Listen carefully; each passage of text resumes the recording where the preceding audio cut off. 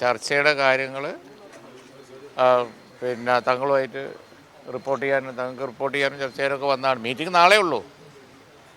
അപ്പോൾ ഞങ്ങളുടെ നേരത്തെ നിങ്ങളൊക്കെ റിപ്പോർട്ട് ചെയ്തതാണല്ലോ. ഇന്നത്തെ മീറ്റിംഗ് നാളത്തേക്ക് മാറ്റിയിട്ടുണ്ട്. കോൺഗ്രസുമായിട്ട് ഞങ്ങൾ നടത്തിയ ഉഭയകക്ഷി ചർച്ചയുടെ കാര്യങ്ങൾ തങ്ങളുമായിട്ട് ഷെയർ ചെയ്തു. അത്ര മാത്രമേ ഉള്ളൂ. അപ്പോൾ ഇന്ന് എല്ലാവരും വന്നിട്ടുമില്ല. അനൗദ്യോഗികമായിട്ട് നമ്മൾ അടുത്തുള്ളതുകൊണ്ട് സംസാരിച്ചതാണ്. നാളെ എല്ലാവരും വരും. നാളെ കാര്യങ്ങളൊക്കെ വിശദമായി ചർച്ച ചെയ്തതിന് ശേഷമേ തീരുമാനങ്ങളുണ്ടാവും. അത് നിങ്ങൾ എന്നെ ചോദിച്ചല്ലോ, ഞാൻ കണ്ടല്ലോ, ഞാൻ ചാനലിൽ കണ്ടല്ലോ.